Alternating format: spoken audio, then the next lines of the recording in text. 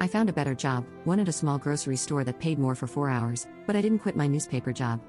I was busy pretty much all day. My friends were the only ones who knew about this.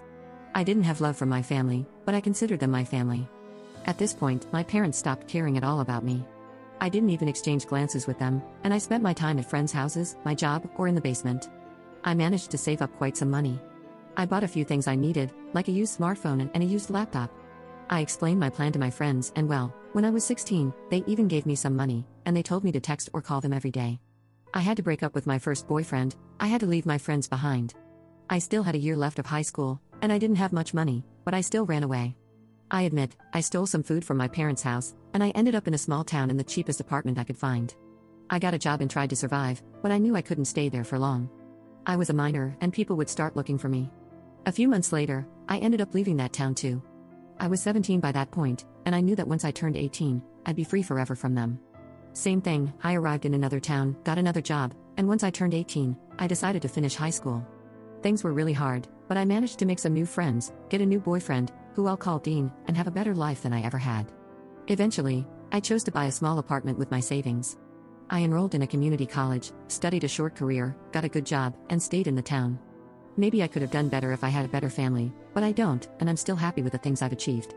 Dean and I got married, and now we both have good paying jobs, and we're saving up for the future, as we want to have our own restaurant. He's a chef, and even though I'm not, I did work as a waitress for a while and know how things work in a restaurant. With all that long context, I had been receiving calls from unknown numbers for a couple of weeks. Calls I've been rejecting and not paying much attention to. However, since I finally realized they were from the same number, I chose to pick up. I didn't recognize the man who was talking to me, but it was my older brother Ian. He asked me how things were going with me, and I answered that things were better than ever. He replied that he was glad to hear that.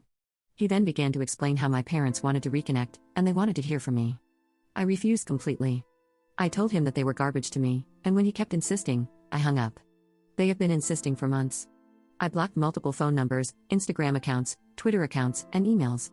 But it's just not enough, they keep insisting. I put my accounts on private, but the phone calls kept coming. I ended up changing my number, and I haven't received anything since then. But my friends from home are now telling me that they're bombarding their phones with calls and texts. I know this could be over if I agree to have a meeting with them, but I just don't want to. It's a closed stage of my life. Update 1. Well, a lot happened a week after I posted here. I ended up calling my older brother, Ian, and I agreed to a meeting with him at a restaurant in my town. I went with my husband, Dean, and my best friend, Anna. To my surprise, he didn't bring the parents. We talked, and he asked why I didn't want to meet my parents. After he insisted, I ended up confessing everything. He apologized for not being able to do anything about it since he was away and didn't think my parents would do something like that. I told him it wasn't his fault and asked why my parents suddenly wanted to meet with me. He responded that he talked with them, and they just said that they wanted their baby girl back. I don't remember a single time when they didn't call me something like a little brat, and they didn't understand why I didn't talk to them.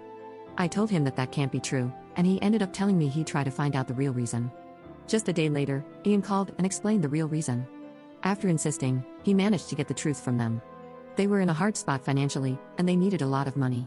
I don't know why, but they believed that I would give it to them. Ian told me he was really offended by this, and he said he would be cutting them off for good because now he's seeing who they really are. He asked me for us to keep in contact, and I agreed. I chose to unblock my parents to send them a voicemail. I basically laughed at them for believing that I would give them money. I told them how awful parents they were, and I sent them an ironic good luck with their debts and their lives. I advised them not to mess things up with the only kid they have left, and that they will probably grow old alone and everyone will find out how awful they are.